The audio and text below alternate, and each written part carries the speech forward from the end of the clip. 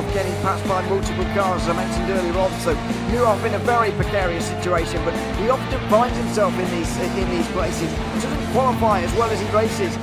Up front, they are getting with Lee Aberdeen and Luca Varani, not very far apart at all here. But I just want to see how Alistair Hayes deals with Marcello Kessler coming around the old hairpin.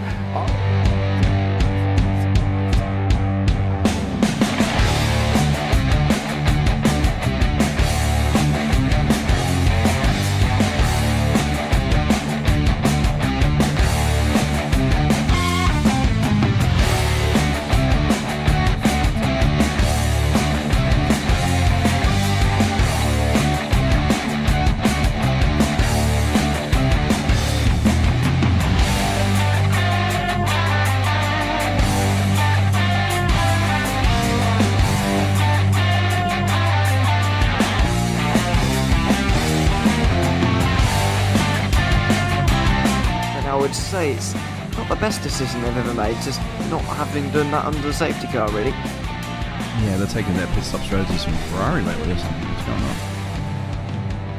going on? In turn one, just too much gas on them, too much feet on the loud pedal, and unfortunately he's dropped him all the way down the order. But Philip Hammer is out in front by an 8.91 seconds.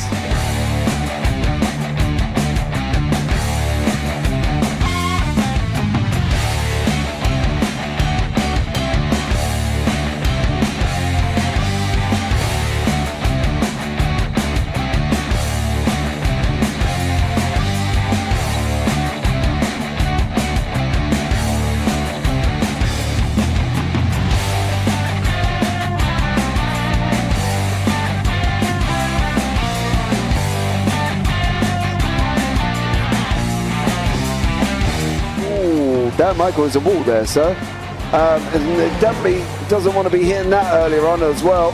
Difficult, the understeer is in the dirty air through that final corner because it's such a long corner and you get dragged off into the grass very easily. He'll have the slipstream down towards the chicane. Peterson was briefly alongside, but that slipstream has saved him and kept him in third. Yeah, Varani now lost a little bit of time to Aberdeen, about half a second. Peterson is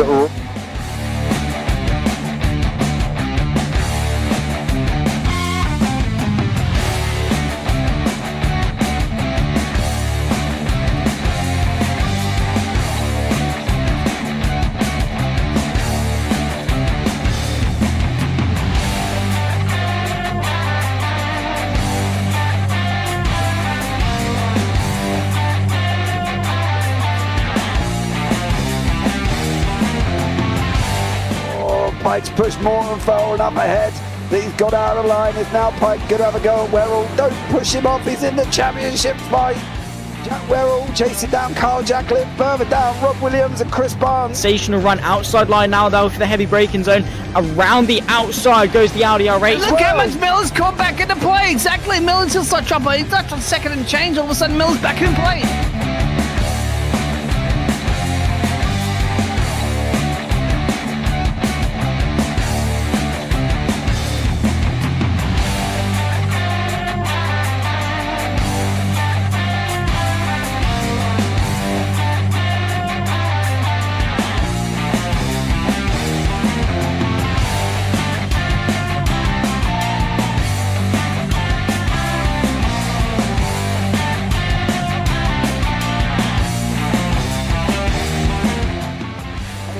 To the back end of Phil Jocelyn. So there's been a lot of movers and shakers in this first 2 laps here for race. Absolutely serious racing league. Everybody's a lot of fun. Yeah, it's all about the entertainment. So I hope everybody is enjoying themselves out there in the chat. We know that Ron is been enjoying himself watching the Burger King machines off into the grass a little bit there as they're really bunching up now.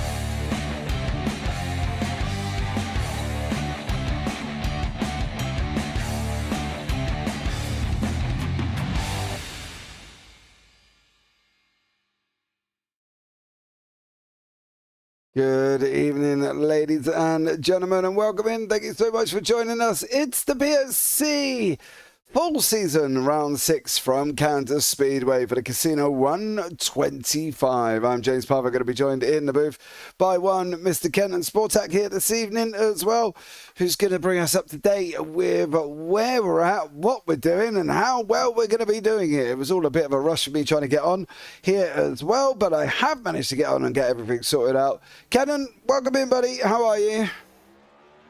Doing well. Had my first practice back with no pain the other day with my calf injury, so I'm doing very well. Good. Okay, so we're anime night tonight. Anime and video game night, right? So obviously there's people out there who say we've done research. We haven't. You have, due to me having some major technical dramas again. But we are up and running, so we will tell you what each of the liveries for the people that have taken part are from and where they're at the moment, obviously what they mean. Currently in the standings, Alex Witt is out in front with Dan Michelle in second, Noel Jackowitz in third, Devon Collicott in fourth, Cody Kern in fifth, and Terry J. Spainhour in sixth. Owen Brusso, Brian McLaughlin, Seth Pegg, Anthony Radel behind them ones, with Matthew Everson, Joshua Kuhn, Bradley Young, Trenton Kimmel, Calvin Ross, Terry Derbier, Spainhour, Rob Sizemore, Rodney Roberts, David Trogdon, Andrew Jamelin, Joshua Keefe, Jordan Malcolm, Zachary Lewis, Gregory Sherman, Paul Buchanan, Tom Lanier, Derek Green, Tom Kuhn, Zach Grabowski, and Andrew Almquist here as well. Into qualifying we go. I would say it's irrelevant, and I'm probably not wrong, but Kenton, Kansas, what do we expect? It's a very interesting track because it's one of the more dynamic tracks when it comes to the surface itself. Early on, if you're trying to save tires, running the low line is great. It won't be quite as fast as the upper lane, but you will save a little more tires. The upper lane is really quick, especially early on with colder tires, but will slow down with obviously more and more people being up there, checkups occur, things like that, and the lower line will actually sort of pick up in pace, and you might see some people running high and then low as sort of runs go on, especially if we stick green, kind of depending on how your tires are looking throughout the entirety of the run. Yeah, I think this is going to be an interesting one, right, as well, because of the nature of the circuit in general, right? We're deemed a tri-oval, 1.5 miles, 17 to 20 degrees in the turns, front stretch 10, back stretch 5. What do we think on speed-wise here as well? Are we going to be lifting? We're going to be braking? We're going to be letting it roll? We're just going to go full flat? What do we think? It's not quite full flat. It is still a little tiny lift, especially as tires start wearing. Early on, you might be able to get away without having to lift at all. But at some point, you're going to start kind of getting a little, I don't want to say looser, but the tire just isn't going to grip quite the same. There is still quite a bit of grip throughout the entirety of this track, no matter which lane you really are in, and the top or the bottom. You don't want to get into what is referred to as the suckers lane, which is right in the middle. Kind of leaves you out to dry a little bit there. So being in the top or the bottom, and then just kind of touch of lifting, it's mostly going to be a lot more dependent on wheel input. Obviously, the lower lane will use a lot more wheel input, and you don't really want to scrub your tire too much. So if you're oversteering, it can really get rid of that front right. Whereas at the top, you're going to worry more about your rear right tire, as you're trying to carry as much speed as you can. So it's kind of an interesting track in that there's very drastically different spaces in terms of how the lanes will run. But all you have to do really is kind of have a game plan going in and kind of hope it works out for you. Yeah, there is the grid on there as well. You've probably been able to read it as well. While Kenton was still talking on that one, the grid on the screen. TJ Spainhour, believe it or not, is on pole position. Go TJ! With Dan Michelle in second, Noel Jackowitz in third, Alex Witt in fourth, Joshua Kuhn fifth, Armin Brusso, Trenton Kimmel, and Andy Radel in behind that. And then you've got Bradley Young, Calvin Ross, Devon Collicott, and Brandon McLaughlin. Rolling on for Brandon, you got Seth Pegg, Tom Kuhn, Joshua Keefe, Cody Kern, Matt Erickson, and Terry Derbia, Spainhour at the back end. I'm sure he's not overly worried on that one. TJ out in front. That's not a bad start at all for all his fans in YouTube chat. Lydia there, the wife, Billy, the mum, all supporting TJ. And then Peggles just comes in on his own in big capital letters. Let's go Breakfast Club. So Seth cheering on himself. Sounds about right for Seth. But, you know, look, if nobody else is cheering you on, you might as well, right? Let's be real about it. Stage break is at lap 50. They're on 70% fuel, and they have four sets of tyres here this evening as well. But one, Mr. TJ Spainhour on pole. Go, TJ. I don't think we had that as our number one expectation for today, but fantastic job out of TJ, getting himself on pole. Pretty decent little gap there, and we'll see how this one goes. Yeah, I'm now expecting a TJ win. Just to let you know, Lydia, go and tell him. Like James said, you must win. Okay?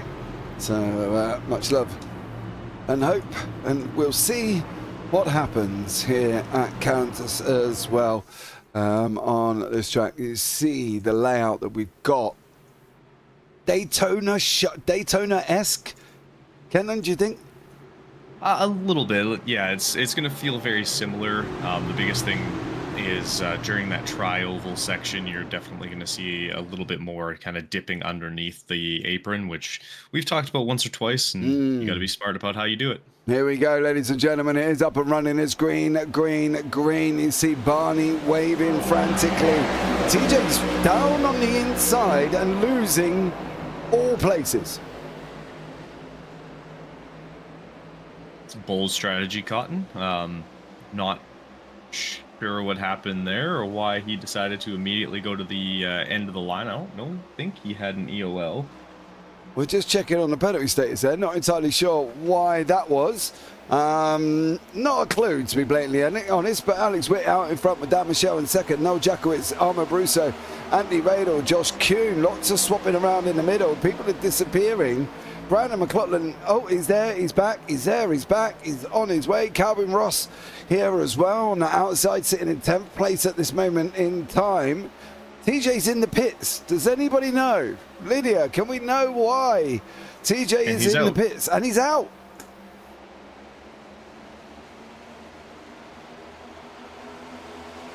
I don't know. I have no idea. It's not even the... Yeah.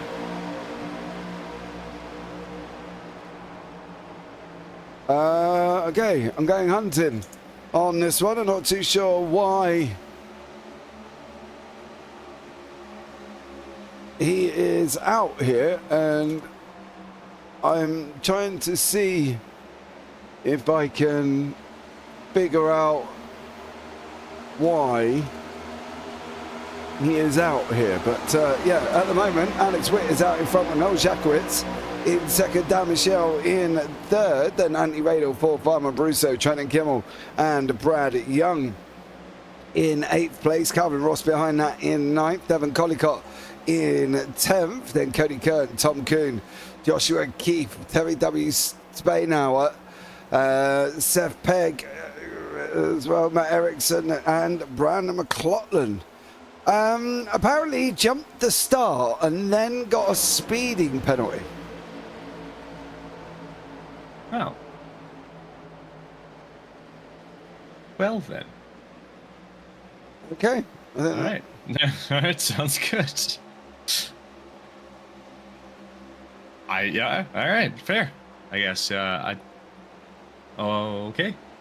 Oh no, So, says Charles Kellerman is in YouTube chat here as well. Charles, why are you still awake? You're in the UK. It's like 1:10 in the morning, dear sir, for you as we battle this Casino 125 here at Kansas Speedway. Alex Witt out in front, Dan Michelle chasing in second place. We're going to see how much of a lift or how much of a dab is it here for Alex Witt.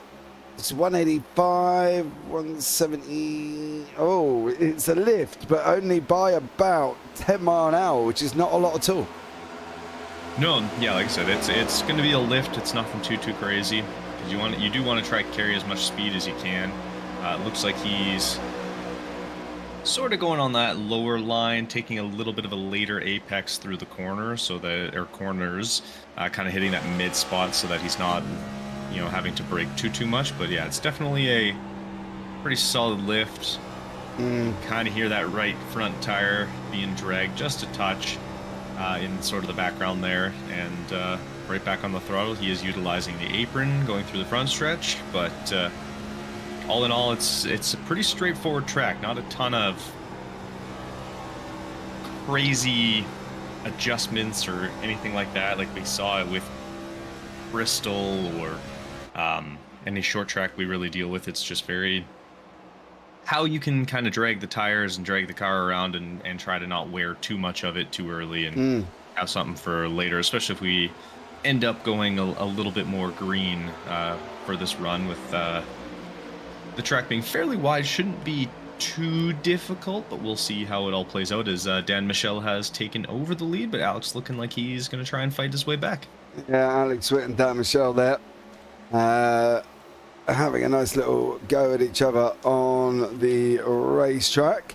These two breaking away at this moment in time. I'll say breaking away. They're out in front and they're loosely in front of the guys behind. That is Noel Jakowitz with Anthony Radel, Trenton Kimmel, Armand Brusso. Did I see Angie in there? Oh, I certainly did. Good evening, Angie. How are you? And Bradley Young in there as well in his Modern Warfare 3 liveried machine this evening. I know that one, but there is a few on here that we really, well, I don't really know, Kenton. Yeah, I do find it funny. So Modern Warfare 3 has had 2 different character skins that were based off that you got if you had Monster Energy, which I believe Monster Energy is part of the umbrella that's also Mountain Dew. So he's still sticking with it, just very loosely. Yeah, but it's all the video game fun, isn't it? And that's what it is for this evening, and we'll bring you some of the deliveries very shortly. We'll run through, and Brandon McLaughlin is sitting at the back at the moment. Terry W in there in 16th. Tom Kuhn is in there currently sitting 15th. Chasing down Joshua Keefe and Seth Pegg with Matt Erickson. Calvin Ross, Collicott in there as well. Armand Brusso is in the mid-pack, sitting in 6th at the moment. Trenton Kimmel in 5th place with Anthony Radel sitting in front of him in 4th. And then we've got Jakowitz, Witt and Dan Michel out in front, leading the way 12 or 125. We're doing all right. No, it's nice and smooth. And this week I actually know why you've named it the Casino 125. Oh yeah, go on then, tell me. Yeah, Hollywood Casino is right next door to the track. Hollywood Casino at Kansas, I believe it's called. It is, yes. Well done, you. I took a deep dive into all what it could be, because I didn't know the name until it gets put up here. So I was ready for it. Would be the Route 24, the I-435 125 or something like that. I was checking out everything. 10 Entertainment 125. I had 8 different options of what it could have been, so I was ready this time. Well done you, I'm proud of you, to be blatantly honest, after not knowing the other week what it was as well. I do randomly just pick the names based on in and around what I've read or what I've researched online, and the casino did come up on that one, the Hollywood Casino at Kansas Speedway. So yeah, there we go, Kenton got it right, which is a bit of a bargain. Every once in a while, a blind nut finds a squirrel. Isn't that the saying? I don't know. I'd rather not really think about what squirrel does, to be blatantly honest. But anyway, let's just move on this one. The proper saying is every once in a while, a blind squirrel finds a nut, in the sense of every once in a while, you're going to get something. Yeah. And growing up, it always got changed to a blind, crazy person finds a squirrel, basically being the joke. Mm-hmm. So yes, it's every once in a while I'll figure something out. You're going to get it right eventually. Right, Exactly. That's the realism of it, isn't it? You're going to get it right eventually, as these cars are going to come straight down at us now as well. What a wonderful sight that is of all of these cars going through, topping north of 182 miles an hour. What an absolutely amazing situation there as well. And going through turn 3 and turn 4 and coming back in to turn 1. It is just absolutely incredible. There was somebody else dived in. McLaughlin pitted, but he has been blinking around a little bit, so I'm wondering whether or not that's an enforced hit to say sort your internet out, or he's oh, so he's back in again. So maybe for Brandon McLaughlin it might be a moment to get a hold of his internet and try and deal with it. I don't really know what they can do, to be honest, unless they run and reset the router and then run back in the car. But I'm just saying on that one. Dan Michelle still leading the way. Then we've got Armand Brusso's pack. We've got Cody Kern in and around him. Devon Collicott there. Radel, Young, Pegg, Kuhn, Ross, Keith and Tom Kuhn in and around the mix of Armand Brusso. So 7th down to 13th. Quite busy, and we've got a yellow flag already. Caution number 1. Yeah, it looks like it took place in turn 3. It looked like it was Kuhn and Ross there, but those were at least the 2 cars that were involved. Oh, there it is. Yeah. Keith. Joshua Keith and Calvin Ross there. Yeah. Oh, it looks like just kind of there was already contact. Just clipped him. Yeah, it looked like Keith clipped Ross's one side, caused him to bounce up into the wall, come back down across his face, and spin his car a little bit sideways. Yeah, I wonder if there's a little bit more. Did Ross get that loose, or did he just get bumped?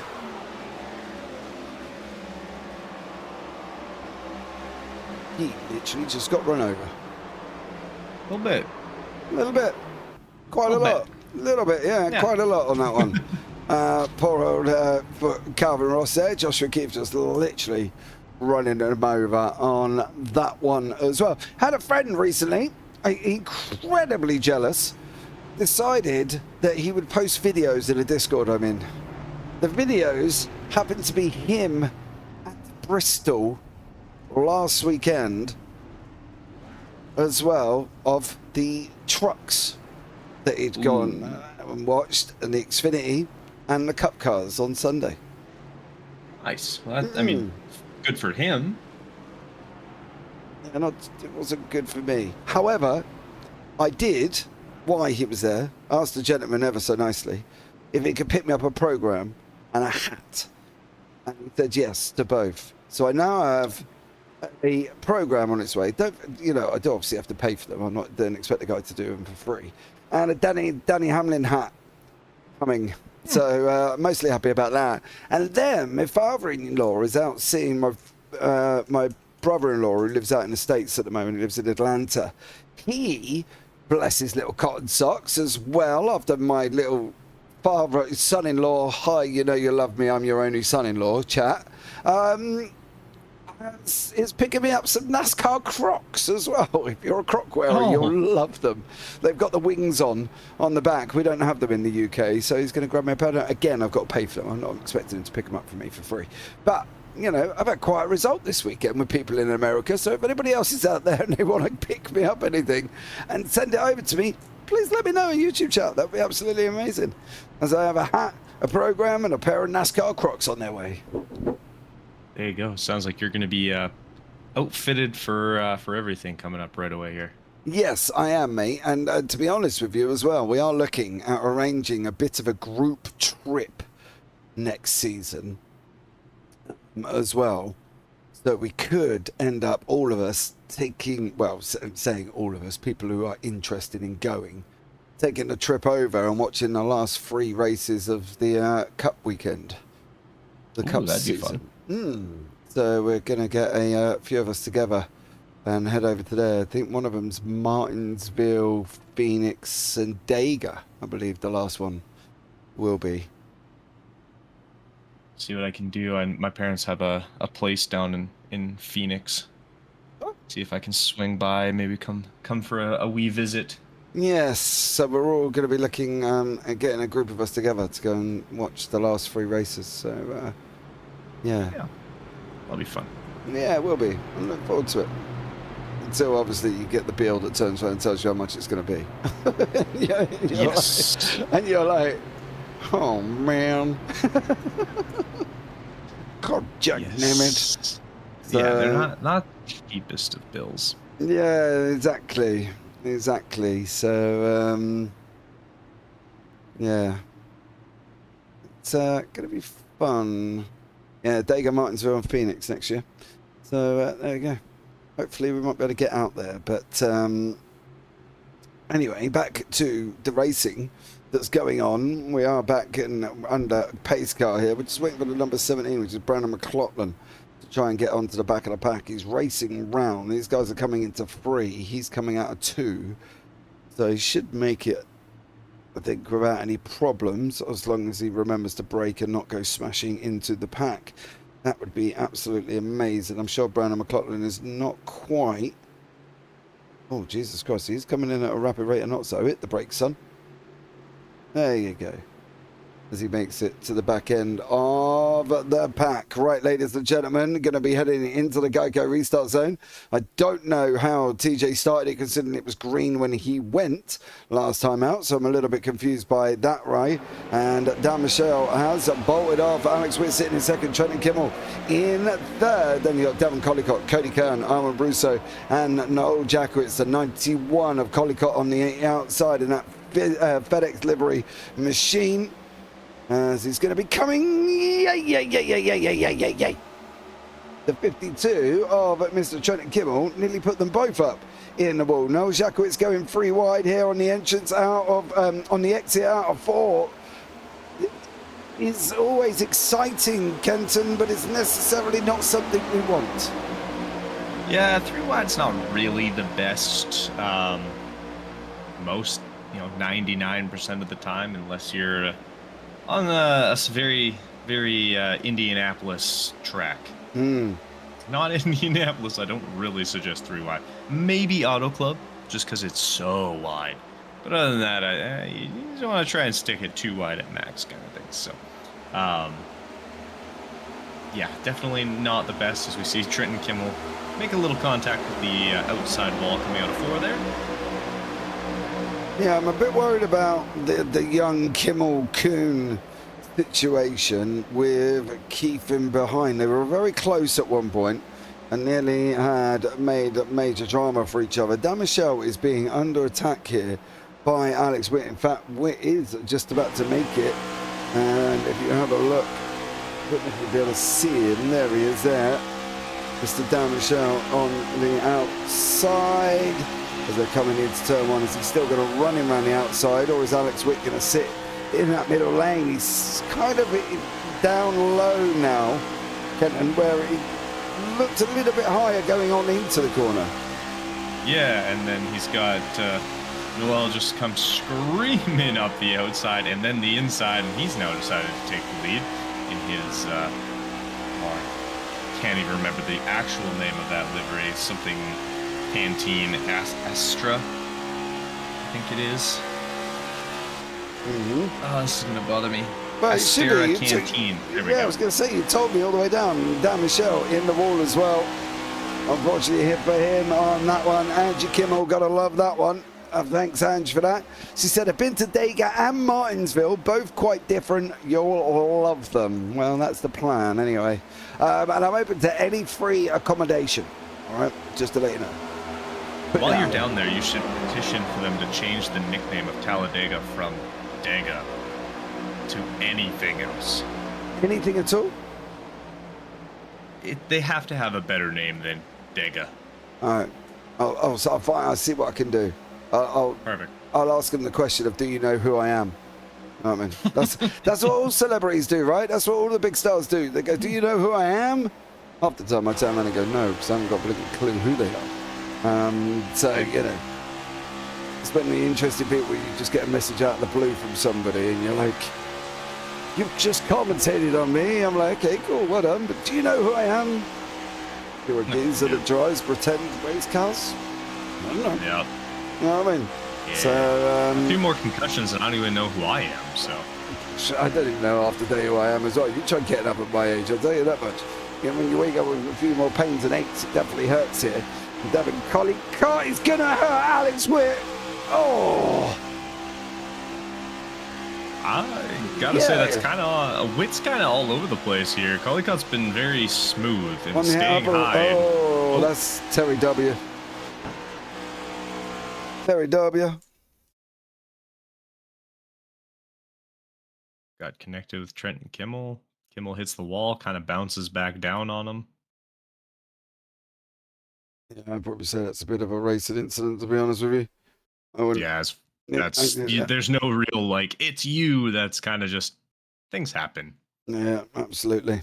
Terry W on that one. However, Calvin Ross and Seth Pegg, what happened with them? I assume them trying to avoid everything going on because Terry came back up. Oh, yeah. Oh. Caught Pegg. Gotta hold the brakes. And Ross as well. Yeah. Do we Gotta hold your brakes. Yeah, he's not break. Is he? The problem is he broken? Yeah. Well, he's got nothing. Look at his steering. It's all the way. Oh, he's broken. Yep. Yeah, there's a disconnect in there somewhere. I think so. It looks like it might have been.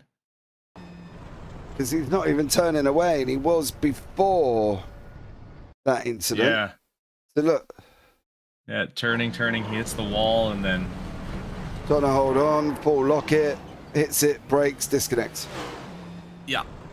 Okay, yep, that one's not a racing incident, but a setup incident, I guess we'll call it. Yeah, string a little bit of an error. There's both Spain hours as well. We've got one in the out and one's in the pit lane there as well. So, yeah. Oh, Ross is out too. Calvin Ross is out. Yeah, I probably guess that might be in a little bit of frustration. But it seems to me that there doesn't seem to have been a lot he could have done. That looks like it's just straight up disconnected and something went completely awry there on that one. I'm going to presume that was a disconnect. I probably will find out more as the evening goes on. But I'm guessing that was the problem there as well. This is the thing with living in the UK and being a NASCAR fan. I have to travel hours to go and watch a race. I don't live in here any. I don't actually think there's any near me either. Now that I think, like, yeah, but you've probably got hop across the border. Well, like a 10-hour flight, and this is coming from a man that don't even like flying. I was supposed to fly. I would have been born with wings. Oh, there is an oval up about 3 hours north of me. The NASCAR Napa 300. Ooh. Didn't even know this was a thing. Edmonton International Raceway in Wetaskiwin. Yes, that's an actual name of a place. Nice. Not quite as good as Pickle Lake, but Wetaskiwin is up there. Yeah, I'll give you that. Curious. Okay, what is this? Oh, they do race experiences too? Follow the instructor in the pace car for 5 warm-up laps and then 10 fast laps. Instructor will go as fast as he feels participants can safely handle the car. Doesn't even say what car, though. It looks like an old Chevy. Cool. I might be able to do a NASCAR race day while I'm out there. Like a track day. Yeah. I'll do a track day at Martinsville.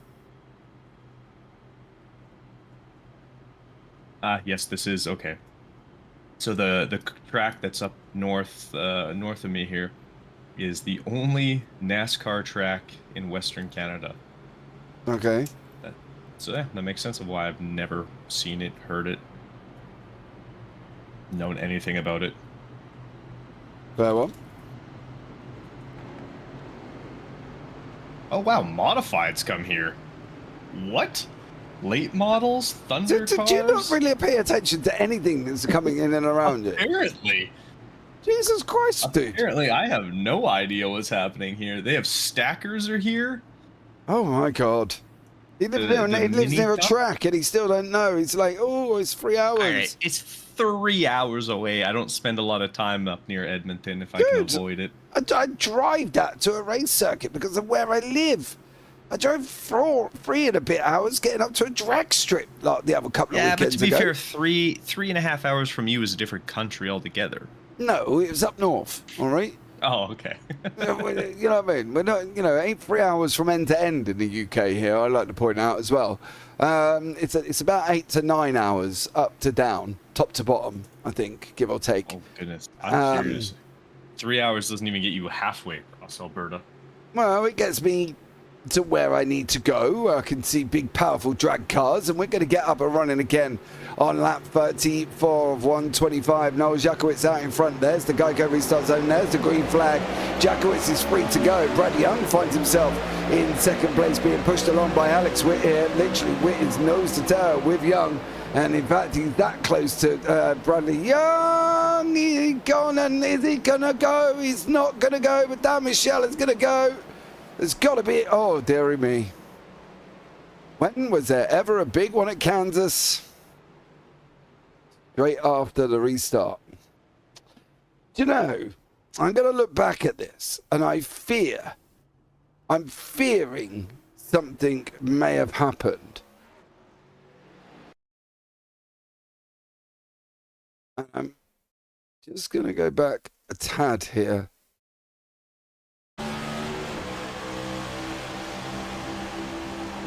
Oh, I thought maybe there might have been a tap, but it looks like he actually come down on top of Dan Michel, didn't he, on that one?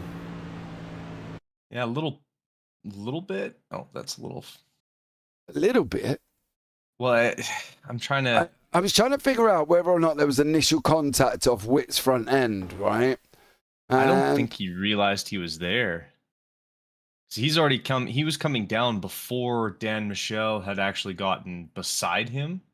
Like if you look, starts moving unless he gets a bump out of Witt, but I don't think so. But he's starting to go down already, and then Dan Michel comes up at the same time, like gets ahead and crosses past it, like passes his rear tire at that point, and Brad was already kind of committed to getting lower there. Yeah, I think so as well. I'm trying to find. It's very close, Kenton. Yes. That's the back end out of Brad, and we can't actually see Alex Witt at all.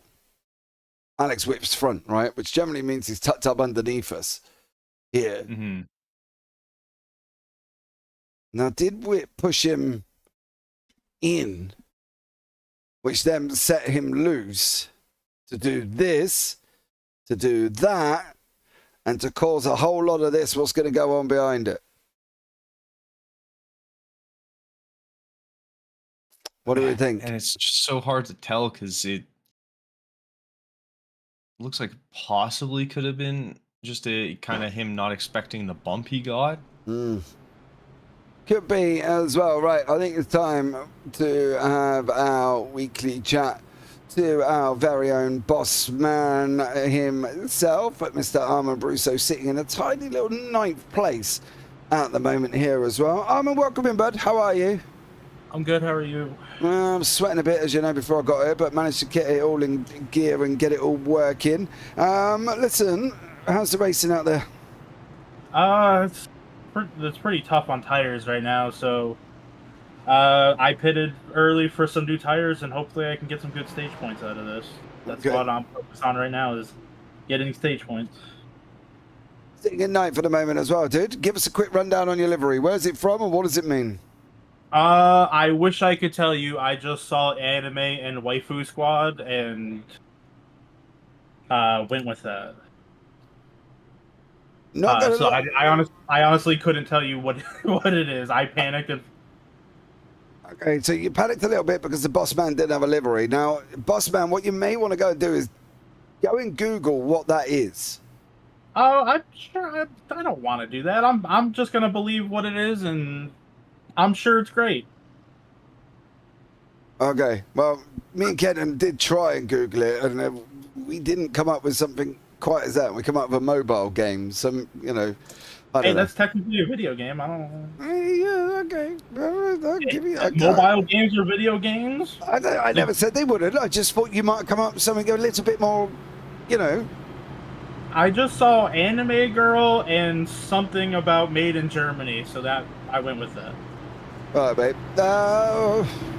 Fair enough, then. What's the chances? How far do you reckon you're going to get this evening before we let you go? As you're lining up too wide. I mean, I'm hoping I can get in the top 5 for stage as far as the win. I mean, as far as the end of the race, hopefully a top 10. All right, man. Have a good one. I'll catch up with you soon. Have a good night, guys. And you, man. So there we go. Top 5 for the stage. Top 10 for the win. Well, say for the win, for the end of the race for Armand Brousseau there as well. DJB, go AJ. He says in YouTube chat. As I try and work out who's got A and J in their initials. AJ, Andrew Jamalin? Andrew Jamalin, is he here? I don't see him on the grid. So there we go. But lights are going to be coming out. We're going to be getting this up and running as well. Let us know, DJ, who you're talking about on that one. Unless there's the nickname for somebody we are not aware of. So starter cam is there again, right behind the green flag. You see the drivers coming in now. Ladies and gentlemen, we are up and running from the Casino 125 here at Kansas. Shakowitz, Witt, Michelle, Kern, Collicott, Young, all within there. Bradley Young sitting up 3 places in 6th place at the moment. It seems like the Young TJ combination kind of had this track. Brad's doing well, right? We knew last year it was a learning curve, wasn't it? This year it's kind of more of a kind of rookie of the year scenario for him, and him and TJ have been moving forward and they've done well with each other. Oh, there's another yellow coming. Yep. Wow, McLaughlin absolutely rogered him then. No, I think so. Fortunately, I think that was Kuhn 83 hits the wall, causes Keith to check up, and I don't think McLaughlin was prepared for it. You'll see as they come off of, I think this is coming off of 4. No, it happened beforehand. Yeah, he ran into it. He ran him over. A little bit, yeah. Caught his rear and sent him down. That takes out Radel there, and then really make sure he gets Radel again. And yeah, not literally ran him over. So on that one, never good to kick off. On this one, we are 4 cautions deep already this evening. So yeah, 4 cautions on 41 laps. We've got a little bit more to go on that one. I'll tell you what, I'm going to have a chat here as well. I'm going to bring him in, the man sitting in 8th place at the moment, Mr. Trenton Kimmel. Trenton, welcome in, bud. No, I'm not, because he's got me on mute, and he's muted, and I can't talk to him. Ange, do me a favour, love, give him a call. I'm trying to talk to you, Kenton. I'm here. No, yeah. I thought you were still trying to Trenton. I'm trying to get hold of Trenton, but he's not here at the moment. So, is he coming in pit lane? No, it's not on that one. Right, well, that goes my idea of talking to Trenton Kimmel. Sorry, Ange, couldn't bring him your boy on this one. How long we got? We've got a bit of time, haven't we? Let's move up there. Let's bring in this man here as well. Well, Mr. Bradley Young sitting in an amazing 5th place at the moment. Brad, welcome in, bud. How are you? I'm good. How's it going? I'm doing very well, dude. How's it going out there? You're looking all right at the moment. Yeah, sort of nervous, but I'm good. Dude, you don't need to be nervous. Just go out there and drive around in the circle. How hard is it, right? That's what they all tell me. Listen, what do we think for you? What's the expectations for this race, Brad? You and TJ seem to be doing really well. TJ jumped the start, then he got a speeding pit, and then decided enough was enough. He'd done a bunk. You're out there, you're repping the clan, you're in 5th place, you're the highest one up. What's the aim for you, Brad? Try to finish as high as I can. Honestly, didn't expect to be up here. Are you fine? Are you comfortable on the race circuit? I'm getting a lot more comfortable now. Mm-hmm. But not quite there like the rest of these guys. Dude, it takes time, when it first season, last season, as we were just talking about, was like a learning curve for you. This season, you're going in it and you're trying it again. So fair play to you on that one, bud. Listen, good luck. I'll let you go. Have a good race out there, mate, and I'll catch up with you soon. All right, thanks, sir. Take care. Oh, he seemed a very nervous young man. I didn't want to keep him too long. Yeah, it's definitely can cause those kind of feelings when you're a little higher up in the racetrack than you expect it to be, but he's driving well. Yeah, he is there as well. Tell him I'll get him next time on the next yellow. All right, because we're just about to go and the pace car light's going to come off. I'll catch him next time, so we're going to have a proper chat with him on that one. And then we'll bring in Trent and Kimmel next time out. I better write that down, because at this time in the morning, anything can happen. Normally, my brain cells go awry. So, there we go. Next lap, we will be up and running. We will be green. The problem is, in six laps' time, we're going to get them on stage, aren't we? Yeah. So, it's not going to be a massively extended run, as we will be on stage on that one. So, hopefully, we will be able to get to stage here before we have this our next caution. Oh, dearie me. Right. You're very tired today, Mr. Kenton Sportak. Yeah, I don't doubt it. You have busy stuff normally during your days, so I could understand having a long day, a little bit of a tiring day. Not as tiring as tomorrow's going to be. I've got a father-daughter day. Oh, the only thing that's going to cost me is my wallet. I can tell you that much. Right, ladies and gentlemen, here we go. We're going to be up and running now. Coming over the line into the Geico restart zone. Green flag's gone. Jakowitz is bolted already at the front. That inside line has gone as well.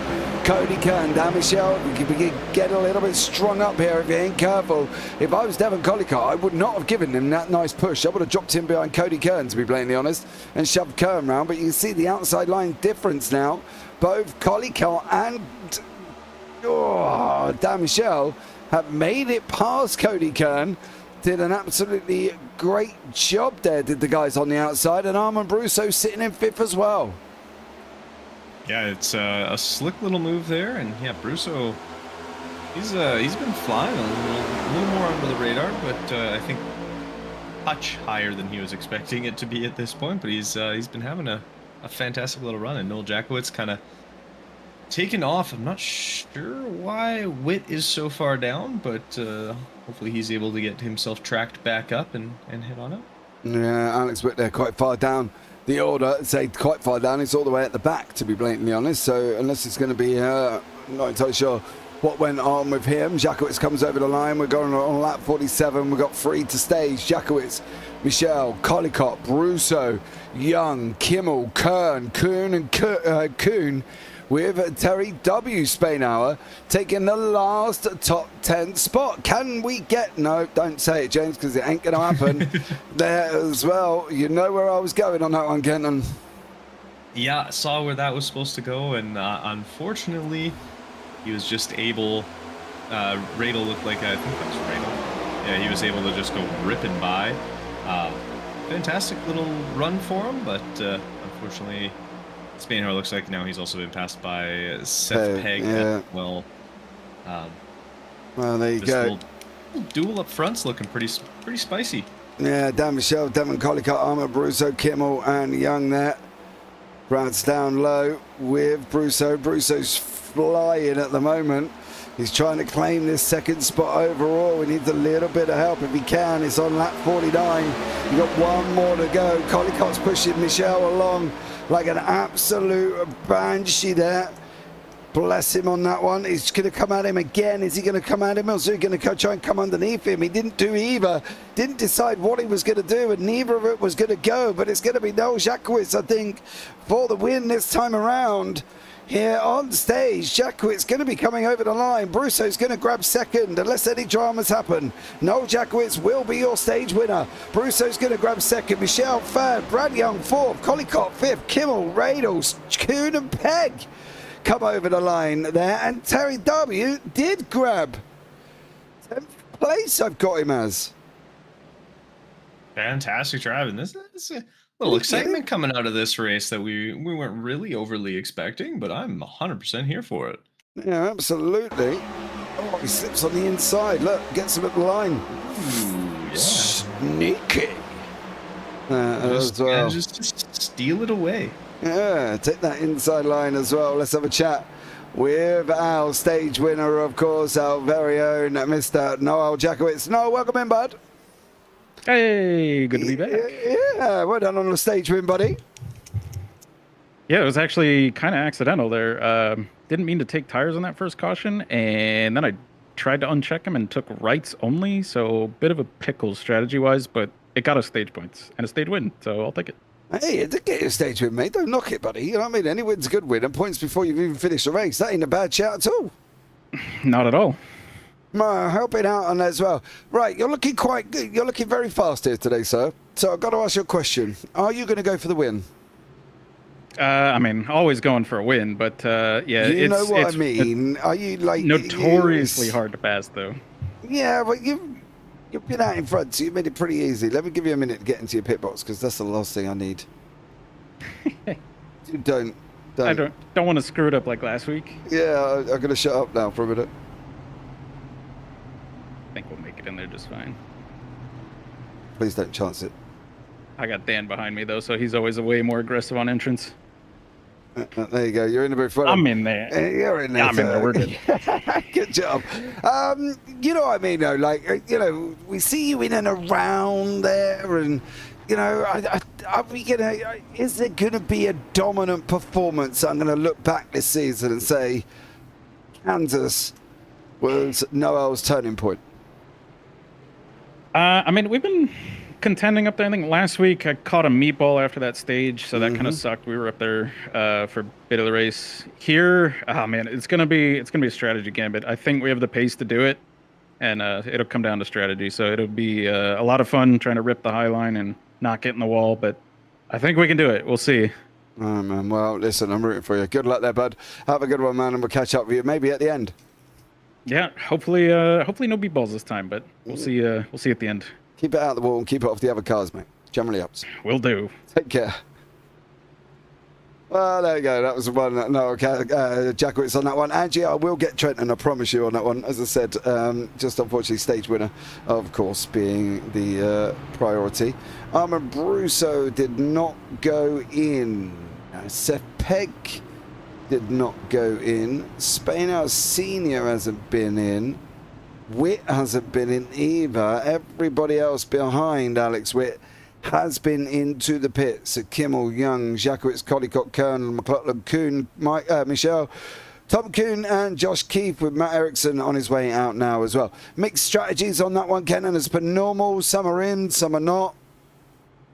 Yeah, I think a little bit of the reason, at least for Radel and Pegg, was they were involved in that incident 6 laps or 7 laps before stage break. So for them, it didn't make sense. They'll have, you know, I don't think they're going to be able to make it all the way through to the end of the race on a single lap of fuel anyway. So why not try and push this, get a little off strategy, and maybe if it works out for them, they might be fueled up at the right time and not have to worry about it when everyone else is scrambling to grab some fuel. So do what you can, I guess, and then sort of try and take advantage of whatever you can. Soon as though, I find as soon as you don't do the norm, you're then praying for some form of safety car intervention. Yeah, in a lot of the time, I could see that. I don't think with this situation, strictly because it was so close, so they fueled up a little earlier. So they're going to be only 5-6 laps maybe beforehand. So that's not going to require them necessarily. If they're able to sort of not necessarily save that 5-6 laps, but save maybe a lap or two, they might have a little bit more fuel coming out. A little extra weight coming out before at the end of their last pit stop compared to everybody else, but they'll also be less having to come in. Tires are going to be warm. It's kind of a little bit of that undercut sort of idea. Yeah, I'm just a little bit worried that obviously where they are going to be off strategy, there's obviously going to be a certain amount of prey, I should say, on that one though. But we are going to be here now. This will be the restart. Going to be led away by Mr. Armand Brousseau, who's going to be leading a restart. Is that his first restart for a very long time out in front, if I'm not mistaken? I think Isn't so, it? Yeah. Isn't it on that? Right, here we go. There's the lights. Oh, unfortunately, that's a rubbish camera. Right, here we go now. Into the Geico restart zone. It's green, green, green. Brousseau does get a jump right at the beginning there. He takes the whole shot away with Radel, Peg, and Weir sitting in that situation at the front end here. In through one they go. Armand Brousseau leads us away. He did get away from them, everybody. Radel, Weir, and Peg still in there. Brousseau looks like he's tagged the wall on the exit coming out of 2 and is now, unfortunately, dropping down the order. Yeah, it looks like he got a little loose and clipped the wall there. Definitely going to slow down a lot of your momentum, so going to have to try and get everything back up and going, but we'll see how he's able to recover from that. Looks like he's not too far out, but Terry Spainhauer Sr. up now in P5, but it looks like we do have a caution a little further back. We certainly do. It was not back here with Armand Brousseau. Oh, 23. Cody Kern. Right, Mr. Cody Kern, how did you end up in that one? How did you end up there, sir? Ooh. I like the look at this. It looks like one was on his way up and one was on his way down.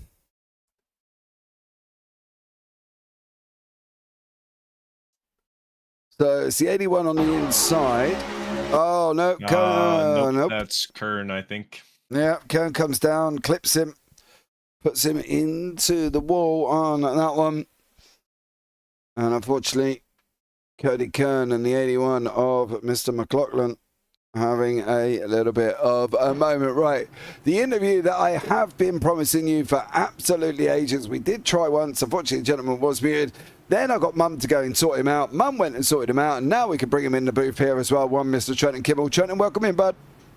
Hey, man. How you doing? I'm all good, man. How are you? I am doing good. And don't worry, she's been sorting me out for 20 years. She's pretty good at it at this point. Oh, I know, dude. She was in YouTube chat, and I was like, Ange, go and sort your son out. He's muted, and he can't hear me. Yeah, no, I could hear you, and I couldn't pull up Discord while I was in the corner, so as soon as I got to the black stretch, I tried to unmute myself, but as soon as I did, you kicked me out. Oh, sorry. How's it going out there anyway? Get yourself caught in some stuff. Yeah, it's been good. Been able to avoid a lot of it. I did get one with, I think it was Terry Spainhauer, the guy right in front of me. We just got together and he spun. I was able to keep my nose straight, which is nice. But I mean, other than that, it's been a pretty good night. I've had a really fast car, which is very fun. Yeah, which is good as well. What's the ambition for this evening? Finish. I know that, but give me a place. Come on. No, honestly, top 10 is my goal. Top 5 would be amazing. I feel like the strategy I have in my mind is going to work out pretty well. I just got to play it safe, keep my nose clean, pick them off one by one, not go in aggressive and, guns a-blazing. I just need to pick my battles, wait for them to make the mistake, don't make the mistake myself. All right.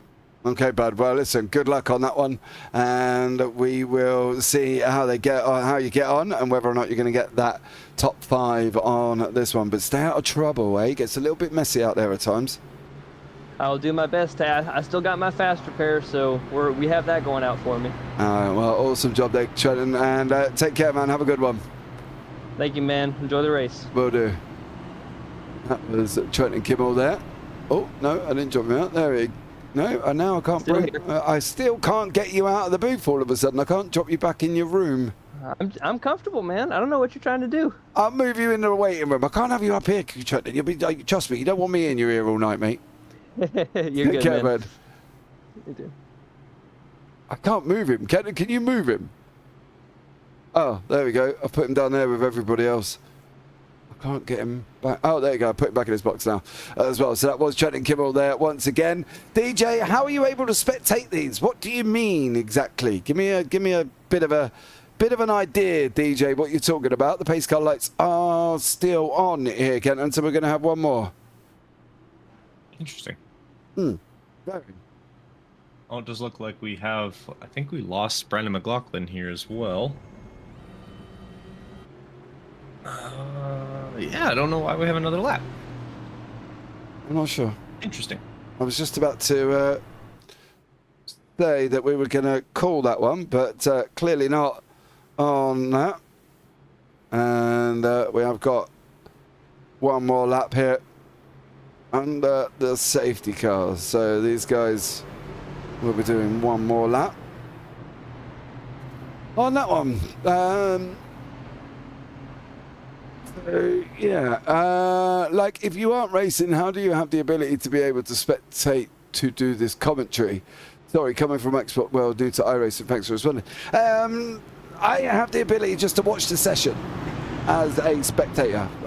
You can basically watch any session in iRacing across any class as long as you've got the content to go with it. So as long as you've got the content to go with it, you can spectate any session, any league or anything like that if you really want to.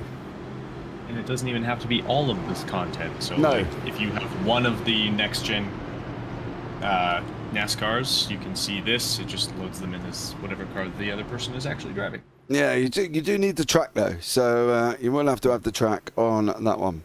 So great little job from all of these guys, and let's see how we get on. And now we are up and running for that restart. Here we go. On lap 60, we've got 65 left to go. Alex Witt, Anthony Radel, Armand Brusso in the second place. There is green. The Casino 125 is up and running once more. Alex Witt gets the whole shot. Radel's in there. Seth Pegg's in there. Trenton Kimmel's in there. Spainhour's in there as well. Kimmel running the high line. Spainhour running the inside line. He's got Jackowitz in behind him as well. Brad Young's up there. Not quite sure what is going to happen here, but there seems to be a lot of argy-bargy towards this middle pack, Kenton. Yeah, they're getting a little pushy, which, I mean, a bit early. We go after the stage break, but still a little early. But definitely able to make some moves. It's kind of getting all scrambly, a little like, as you like to say, puzzle pieces thrown out on a table. I agree. It is. You are right. They are literally all over the track. Let's be blatantly honest. There's no fixed abode of any certain line. However, Brusso just nearly had his nose cut off by Seth Pegg there. Kimmel's now going to attack the inside line. Terry W's in behind him. Jackowitz is on the left. Collicott's up there in the FedEx 91 machine. Then behind that as well, you've got Kern Young. Young's running the inside line behind Terry. Dan Michelle is in there. Cody Kern is nestling on the outside line in the 23 Rocket machine there as well. He's got Tom Kuhn in behind for company. Dan Michelle has just nearly run up into Cody Kern, and so a lot of action Kenton over these last couple of laps that have been really getting this spicy. Yeah, definitely getting involved, kind of putting their foot in, really trying to go for it. Witt having gotten himself that second. Ooh, Seth Pegg cutting a little bit off of Trenton Kimmel's nose there, but managing to avoid any real big problems there. But yeah, it's getting a little spicier than we definitely saw in the first half. Yeah, absolutely. I think this is due to the fact that we're coming into the last 40. No, we're not. No, we're not. It's the last 60. Where are we? 64. Oh my God. Math is overrated. Yeah, who needs math at the end of the day? We don't need to worry about it because we can't do it up here in the booth. But Alex Witt has kind of bolted away at the front, and he got that on that restart, and he's done a great job in the process. Yeah, he's gotten himself a great sort of lead out and an ability to kind of create a gap that allows him just kind of to get into a rhythm now. You know, having that space, you're not stressed about what the car behind you is going to do. You're not as worried. You don't have as many problems of, you know, getting clipped, sent around, door banged, stuff like that. You can just drive, do what you need to do, kind of have the space for yourself, and just kind of keep it going forward. Yeah, absolutely. Noel Jakowicz is there. Kimmel's on the outside. Collicott's tucked in behind in that 91 FedEx. Then Dan Michel is going to take it free wide with Jakowicz in the middle. Jakowicz on the right. Kenton. Oh, Trenton's up high. Michel makes it through. Red's the eye of the needle to Dan Michel on that one. And that could have been a little bit more scary because they're not holding back here. They're free wide. They're almost trying to go 4 wide using the apron as well. And Armand Brusso's in there literally trying to survive. Yeah, it's it's been very interesting. I don't think I've ever seen it get this pushy this fast at this point in the race. Like, we just came off that caution, and everyone's immediately started pushing. Yeah. It's bold. It's interesting. I'm curious how this is going to all end up playing out, but it could also go not so well.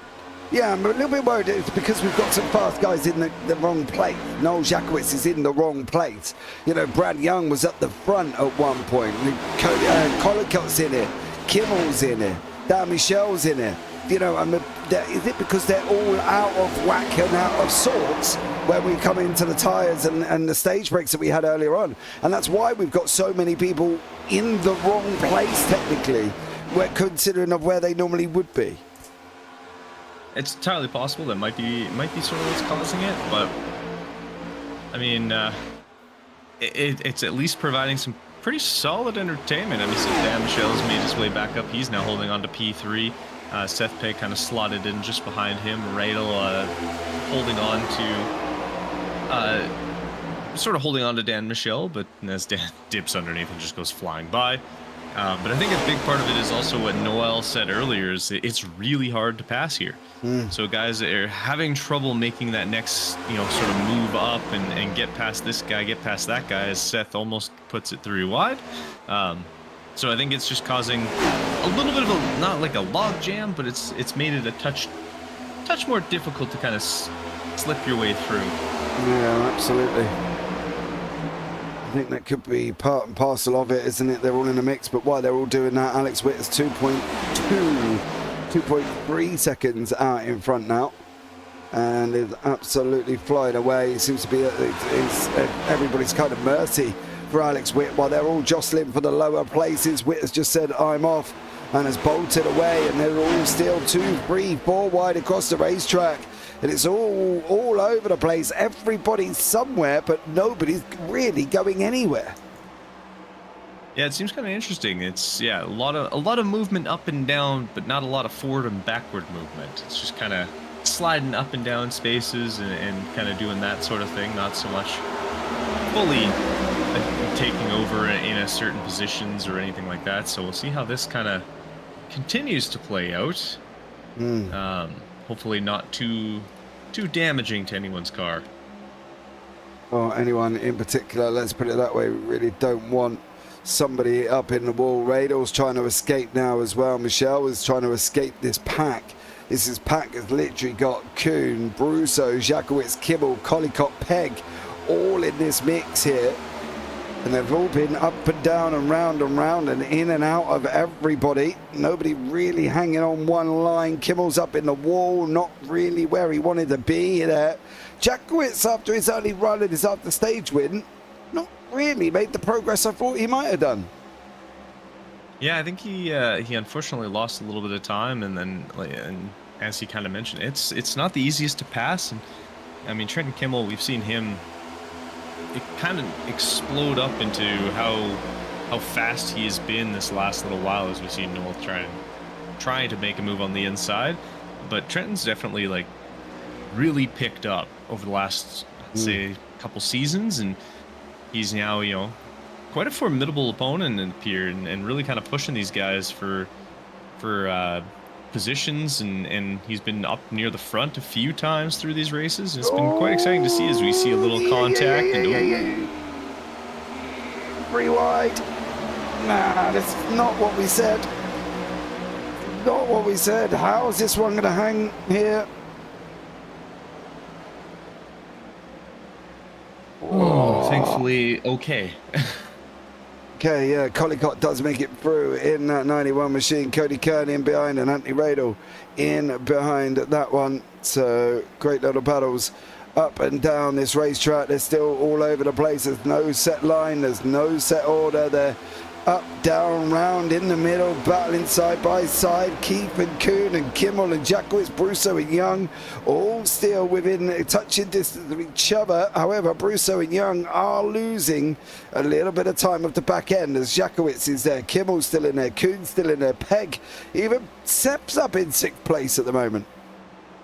Yeah, Seth's quietly had himself a really good race. He's been very, very up close and involved, and I mean, him and Radel both kind of on that. That almost ended poorly, but him, Radel and himself, kind of on that little bit of a alternate strategy, having pit just before the stage break, so they are a touch after, I guess, everybody else. But we'll have to see how that continues forward, or if they're able to sort of mitigate whatever disasters could be caused by that, I guess. Yeah, absolutely. But great, interesting way of splitting cycles at the moment. There are a few people that are off a cycle. You can see the lengths there of distance. You can see some of them are in and away. Nobody really is on the same thing apart from Jackowitz and Kuhn, who have been in. Collicott is on the same kind of ish strategy with the stint length, but it's all over the place, that stint table. Yeah, it's to say it's a mess is a little bit of an understatement. It's been very very tricky after that first sort of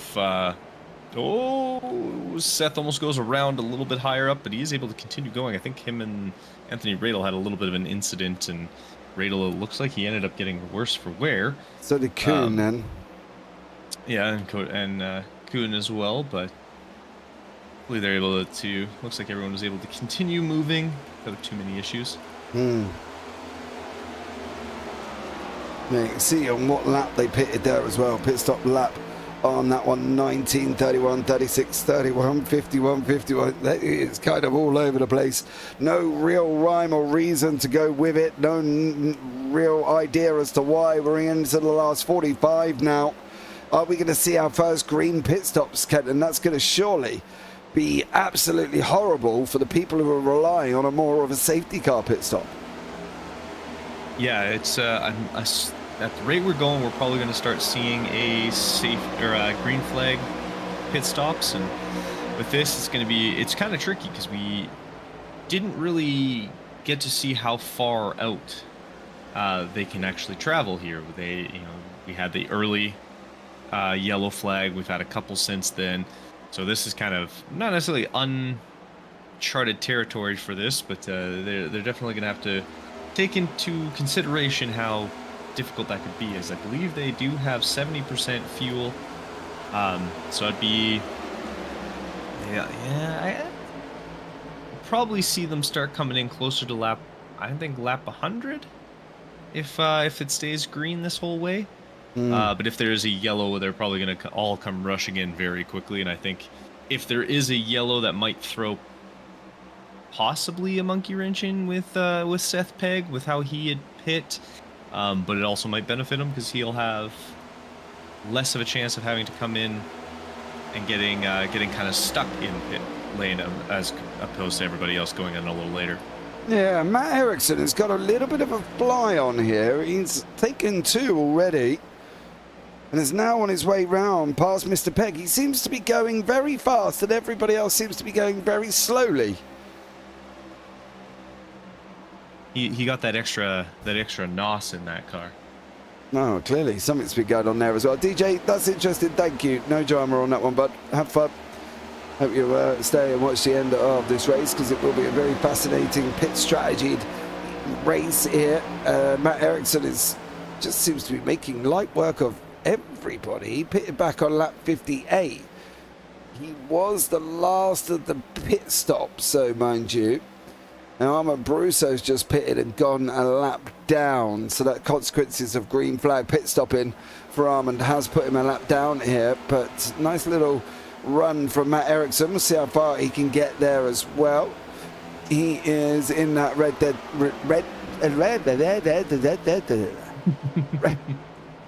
a car. He's in a car with a livery. He's in a Zoom Zoom. Yeah.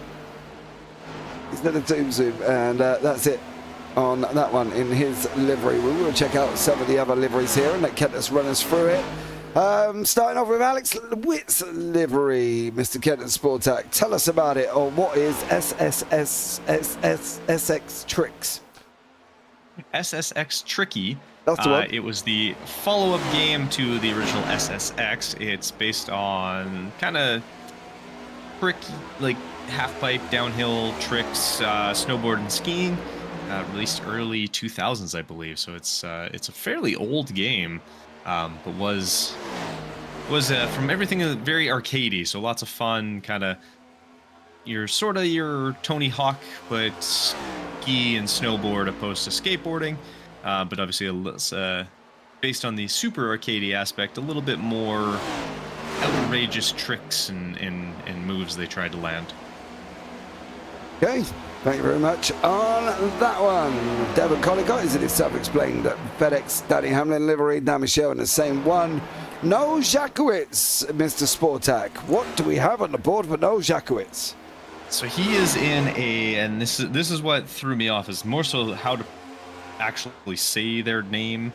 For that one, it was the Astra's Cantina, or Canteen.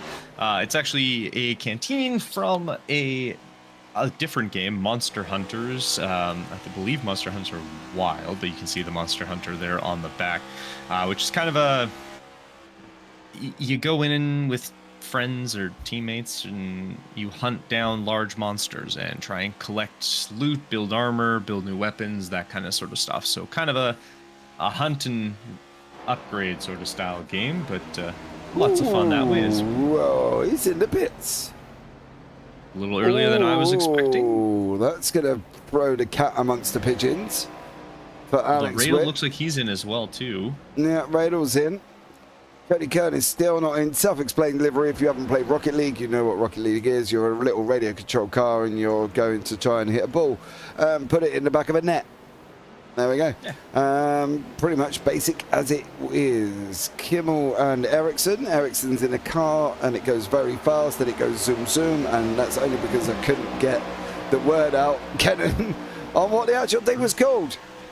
Red Dead Redemption, or Red Dead Online if you want to. There's two different sort of styles, but it's for those who have played Skyrim, it's basically cowboy version of Skyrim. It's a large open world where you're a cowboy. Oh, there you go. Can be good or bad, I guess, as much as you want, but it's a fun game. Lots of good times. Play it once in a while. Dan Michel's in the pit lane. Brad Young's in the pit lane. Cody Kern's in there. Devon Collicott's in there. Tom Kuhn, Josh Kuhn, Ericsson, Kimmel, Jakowitz. This is going to swap around for at least the next 5 to 6 laps, I think, on this one, Ken. And there's going to be multiple different leaders at one point. Jakowitz is finding himself back in the pit, in the lead. He's got 40 laps on them tyres at the moment. That answers my question of how longer can he go. He can't really go any longer. He's now in the pit lane. Kimmel's going to go. Ericsson, who seems to have pace for days, still running out there. Yeah, it's still he's running quite quick here, and it looks like I was about 10 laps later than fuel was going to end up being. So I was close, just a little off, but I was up there. But he looks like he is just absolutely flying, and at this point, I know he's going to have to pit. It's just going to be a case of when and how much speed he's going to be able to really kind of hold on to. Yeah, absolutely. Well, we'll see. how these guys get on. Noel Jakowitz isn't in pit lane. We saw him heading in. Alex Witz finding himself back up into 5th. There seems to be a big mix of how far down you are when you go in, how far down you are when you come out, and who's going to be where. Devon Collicott is still a lap down at the moment, but Kimmel Eriksson and Josh Kuhn have not been in yet.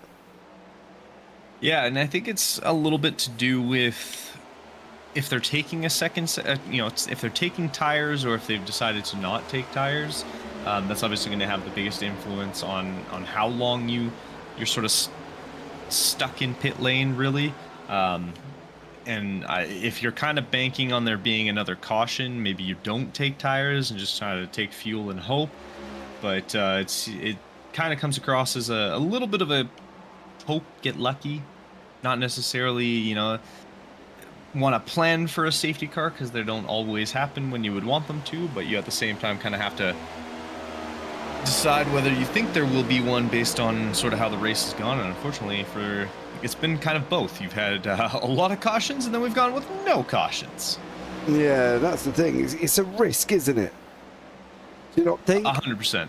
Yeah, it is. It's sort of what we, when you look at F1 and things like that, you kind of have to do that as well. When a lot of the setting up for the race day, your strategy and stuff, you base off previous years or previous parts of the race. As we can see a couple of guys coming in here. It looks like Kuhn and I believe that is Trenton Kimmel as well. Yeah.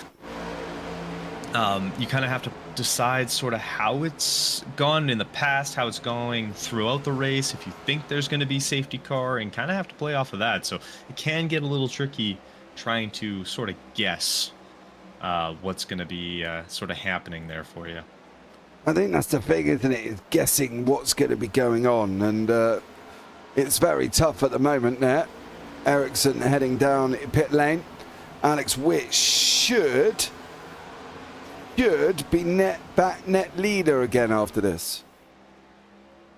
Should be, yeah. I'm assuming he's going to get around in fast enough, unless Eriksson's really just doing a straight splash and dash, but I got a feeling he's going to probably drop a place or two.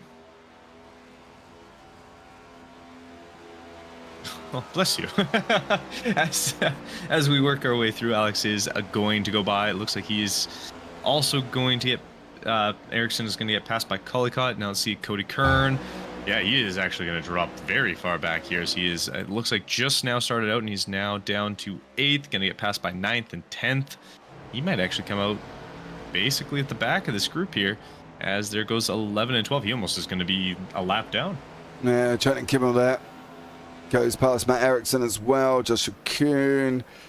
Tom Kuhn not, but Matt Eriksson is down there. Dan Michel not had a good pit stop cycle. Sitting down in 14th, lap down here as well.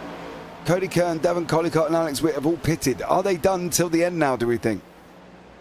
I think so at this point. Like, we went about 30-ish laps, or yeah, about 30 laps from last one to this one, so this should be pretty close. Some guys might be kind of on fumes by the time they hit the end, but they should be able to kind of get through all the way at this point. Is Dan Michel cemented to be in a lap down then? Barring a safety car, he might kind of be stuck. Him trying to catch back up to Alex at this point is not going to be an easy thing to do, as he also has Cody Kern and Collicott ahead of him. So it would be a little tricky.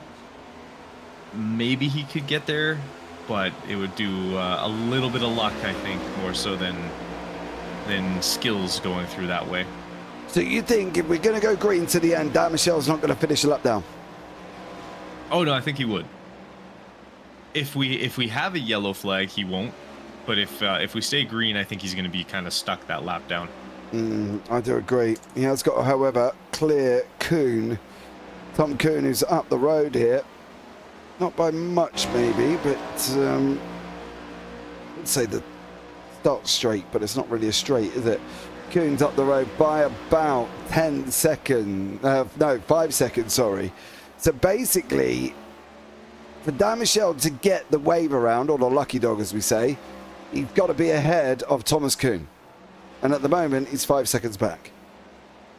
Yeah, he would have a hard time doing that if everyone else goes into the pits, if there is like a yellow in the next, I don't know, maybe 5 to 8 laps, maybe 10. And everyone comes in for new tires, splash and dash, that kind of sort of stuff. And Tom Kuhn and Dan Michel stay out opposed to everybody else. They should get, like, he would still get a wave around, but it'd be very, very tricky at that point otherwise. Because, yeah, if not everyone goes in, he'd be kind of stuck there and wouldn't get the lucky dog, unfortunately. Yeah, absolutely. Armand Brousseau with Keith. They've been running side by side. Everybody's fairly spread out at the moment. I really cannot see where a caution can come from here. It's all about just being able to drive this circuit to a level where you end up finishing, due to the fact that they are also so spread out. Look at them. This is probably the most spread out we've ever seen these cars on the track. Yeah, there's not a whole lot of side by side and or anything like that anymore, unfortunately. But it's kind of nice for something in that, you know, reduce the chances of causing a yellow or anything like that. But if you're one of those guys a lap or two down, you're kind of begging for it at this point. And unfortunately, it's not going to be the easiest thing to sort of get at this current situation of the race. No, definitely not. It's not going to be the most easiest thing, due to the fact that Radar was just going to go under Keith hit. And Radar's going to appear on our left-hand side. There he is. There he goes. Job done for Anthony Radar. He pitted on lap 88 at this moment in time. So he's got Armand Brousseau on 82, Josh Keith on 84. So he's got a little bit younger tyres than the guys in and around him. So we'll keep an eye and see how far he can move here. But at the moment, Alex Witt is back up front by about 3.2 seconds with 20 laps to go here, Kenton. Surely Witt's got this in the bag, right? Unless he has issues, because I think in the 20 laps, there's a good chance he starts passing a couple more of these cars, like looking Ericsson and Joshua Kuhn, Trenton Kimmel, maybe. Like, he's going to start catching all the way up to these guys here. That might cause some difficulty, but it will all kind of depend on sort of how he's able to navigate through those, but it should be his. Unless barring an issue there, I highly doubt he's going to have much for problems on his way through. Do you remember a race where a certain backmarker may have? Yup. Oh yeah, I remember that race. That was Noel Jackowitz ended up winning that, and he was in third, I think it was, because there was a back marker, got tangled up, and then it spun out. Alex came through, got taken out by that, and then second place also got taken out by that, which was a little craziness to end the race, but at least entertaining for us. Well, not so much for them, but for us. Yeah, it was for us as well. It was definitely entertaining for us, but probably a few expletives for them, I would have thought. As Trenton Kimmel is in there with Brad Young. Terry W is a couple of laps down, I believe, 2 laps down. So it is Brad and Trenton with Joshua Kuhn in behind him. Terry! Yeah. You're in a chat room together. How do you do that? Magic. Not good magic, but magic. The fairies did it. Oh, always. Always. That's in my house. The fairies eat the food because the kids never own up to raiding the cupboards. Amazing. I mean, I wouldn't. I always blame something else. It's never your fault. The problem is, who have you got to blame? I blame my wife for stuff. Food goes missing, it's her. That's what I go with. We hear Kenton get a slap in a minute. Ow! Babe! She's not home. She's not home and she's not listening, so I'm good. Oh, you're getting away with it on that one. We got a little bit of Radel Kibble Keith action on the screen. And Radel needs to stay out the wall. The wall seems to be quite easy to grab here, coming out of exits of 2 and out the exit of 4, Kenton, as well. Any particular reason for that? As we just saw Radel actually hit the wall entering 1. I think the biggest thing is just because tires are starting to go. People are trying to push a little more. They're not lifting quite as much, and I think it's just causing them to kind of get that slide. And then once you sort of have entered that slide, as we watch Joshua Keith there connect with the wall as well. But once you start kind of getting into that, you know, a car kind of trying to sort of understeering, heading up to the wall, it's really hard to actually get off of that. Once you start, then because you instinctively you try and turn more, which actually does worse. It just really drags the car then, and it's a very difficult situation. These cars just they don't like turning, so you have to really try and apply a little more brake. But then, you know, you're in a race. You don't want to slow down unless you absolutely have to, and then by that point you're kind of just in the wall, and which isn't exactly the most ideal spot for you, but you kind of got to make it work. I agree. If Keith Kuhn and Radel were still locked in together, Cody Kern now that's a back marker of Dan Michel, and I don't get to say that very often during a broadcast, but it is. And it's Jakowitz is the actual fighter, the driver that's actually chasing here as well for Cody Kern. Not often you can say Dan Michel, blue flag, back marker. Not often, no. He's usually one of the front leaders, I guess. One of the more up there and involved drivers. So seeing him this far back steady.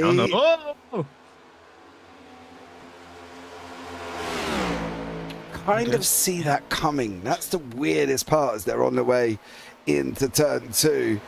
Dan Michel, it was almost kind of a Breakfast Club red, and Cody Kern was the filling in the middle at one point, as they looked like they were coming down on him and squeezing him almost like a little orange in a juicer.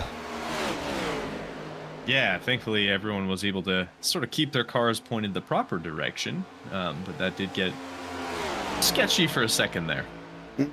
We did. I fully agree with you, but Alex Witt would tend to go out in front and has driven absolutely amazingly, and has done an absolute great job there for Alex Witt, with Collicott 3 seconds behind. And then we've got this battle of Jakowitz and Kern, who's going to take the final podium spot with 9 to go. So it's going to be interesting to see. This kind of didn't go the way I thought it was going to go, due to the fact that obviously we kicked off with them early 4 cautions in a row.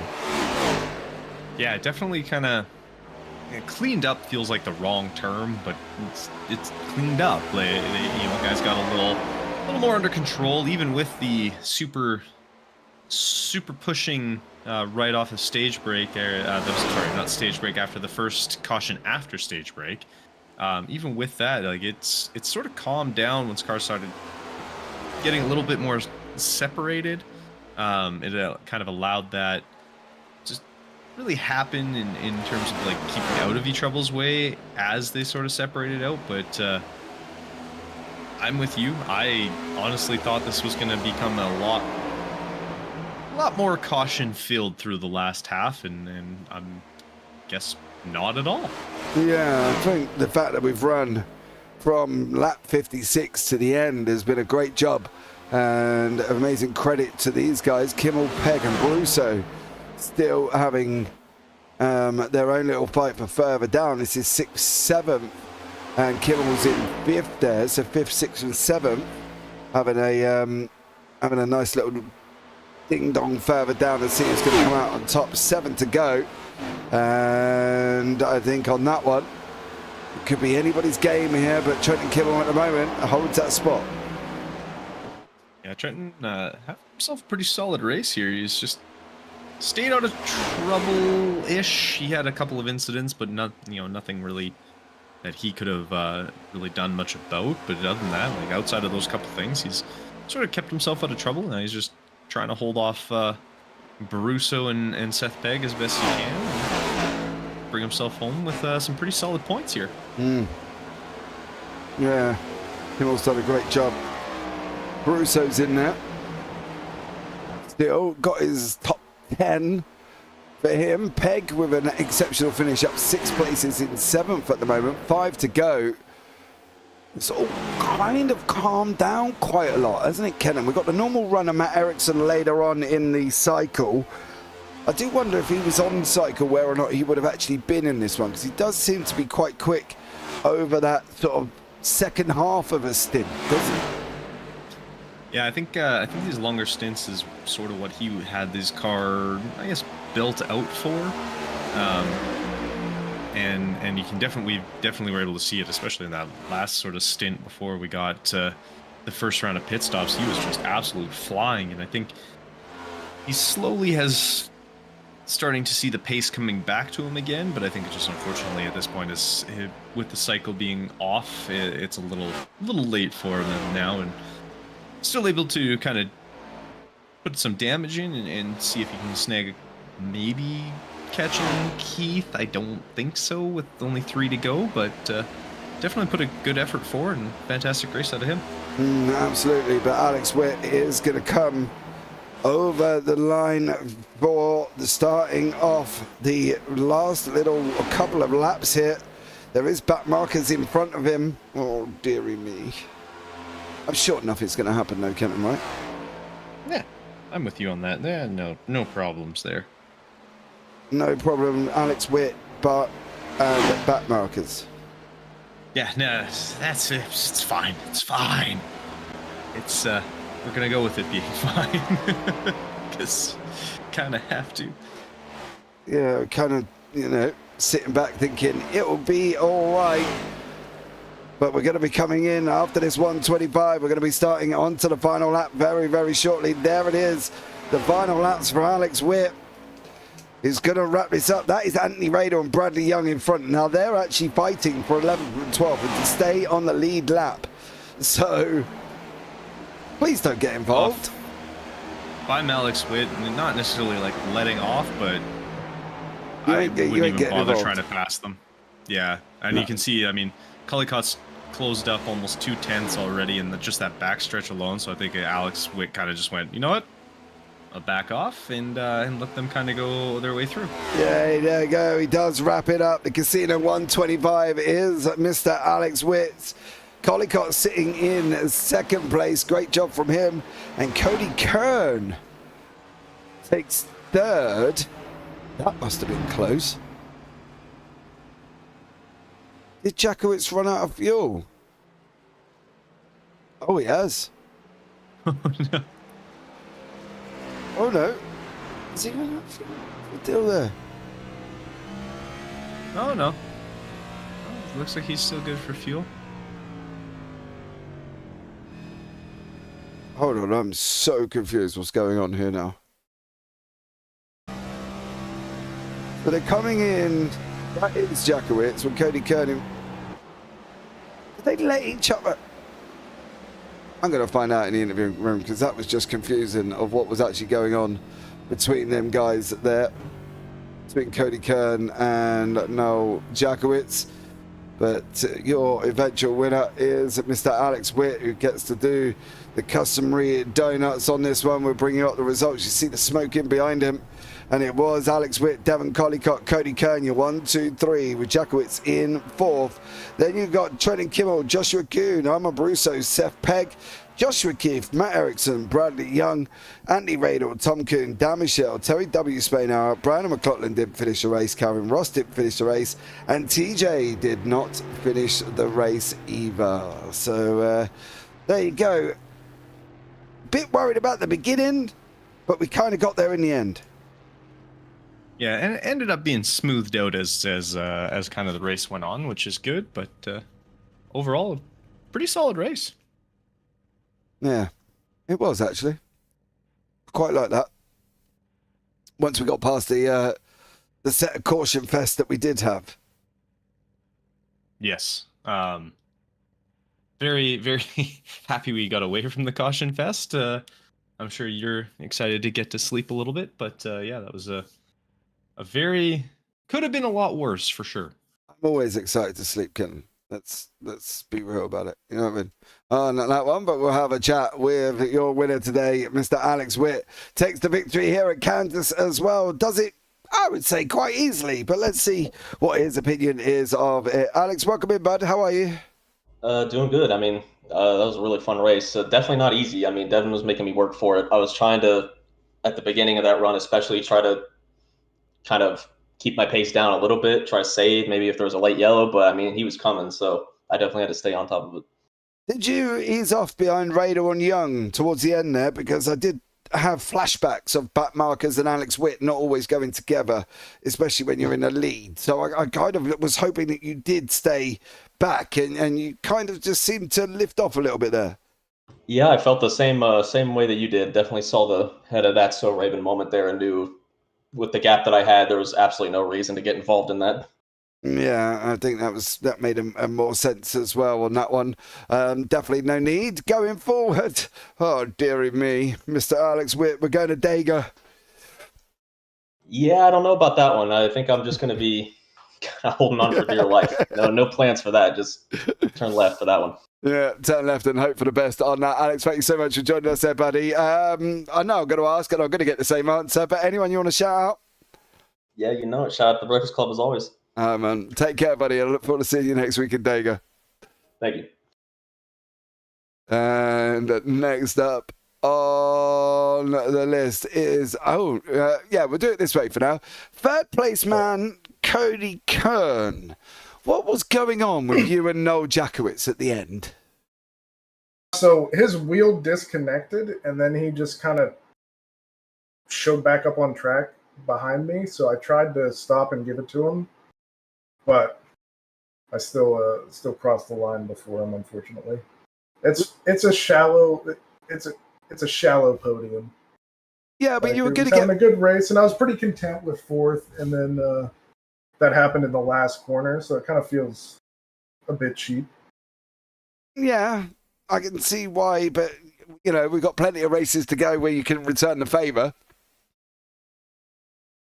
You know, I don't think you could probably return the favour at Dega, because that could be a bit messy to try and do it there. Yeah, that's definitely not in my hands. No, definitely on that one. But maybe Charlotte Roval. You can give it a go there. But who knows on that one. How was it racing out there anyway? It seemed to settle down a lot, didn't it, after that last caution? Yeah, I'd saved tires in the first stage, so I was hoping for a little bit more mayhem in the second stage to make use of the tires, but it kind of settled down and was able to kind of drive. Everything got spread out and made it a little bit better. But it was tough to pass. That was kind of the big thing. Yeah. But unless the person in front of you made a mistake or you had much newer tires, it was pretty hard to pass. Yeah, I think that's the thing. That's what we saw there as well. But yeah, it's going to be an interesting one next week at Dega. There's anyone you want to shout out before we let you go? Shout out to my parents. I believe they're back home watching, so happy to finally get in the booth when they're getting their chance to watch. Yeah, well done for you on that one and taking third place, and look forward to seeing how you go at Dega next week. All right, thanks, James. Take care, man. Right, and next up is the second place man, Devon Collicott there in that lovely Danny Hamlin FedEx liveried machine. Devon, welcome in, bud. How are you? Doing all right. Happy with P2, I guess. Now, okay, my ears work, okay, and you don't seem happy. Is there a reason why you don't seem happy? I think I had the pace to win that race. I didn't have the time to catch Alex. I mean, at the end of that, when the crew chief called out the lap times, we were running equal laps, if not here and there. I had a like 2/10 a lap on him. He short pit me, and I think there's where I lost the race because I closed in on him on the last fuel run. After getting short pit, he was almost 5 seconds out front. I closed it down to about 2.2 and had a slight altercation with the lapped car and lost a good amount of time there. There just wasn't enough time. I'm not sure if the broadcast caught it, but I think I had the pace to win. As Cody said, incredibly hard to pass here. There was a few people, not that I felt good about it, but just drove them deep into the corner. Because even if you're faster without a huge tire advantage, if someone just parks it on the outside, you can't pass them. But at the end of the day, P2, I guess, we'll win one of these someday, maybe. Yeah, maybe on that one. No, I can safely say we didn't catch your whatever happened. What lap was that? 117, I think. Somewhere between 116 and 119. Oh, okay. Yeah, nothing showed up, so we probably wouldn't have seen it on that one. But listen, Devon, anyway, congratulations on your second place, bud. I know you wanted more. Sometimes, we settle for what we get on that one. But is there anyone you want to shout out before we let you go? No, I think I'm good. No? All right, man. I'll see you next week at Dega. Yeah, have a good night, guys. Thank you, man. Okay, so 1 out of the 3 seemed happy with what he just done, Kenton, and everybody else seemed a little bit meh. Yeah, no, that was definitely very interesting because, yes, like you said, a lot of people seemed not so happy with finishing top 3. But I mean, I can kind of understand it in some cases, I guess, and hopefully a little happier for next week in Dega. Yeah, hopefully we'll see how they get on in Dega there as well. But that's going to draw this one to a close. Thank you so much for joining us for BSC Full Season Round 6 from Kansas Speedway for the Casino 125. I've been James Parfitt. I've been alongside Kenton Sportak. And as always, take care. Have a great week. And you never know, we might see you on the track sometime. Good night.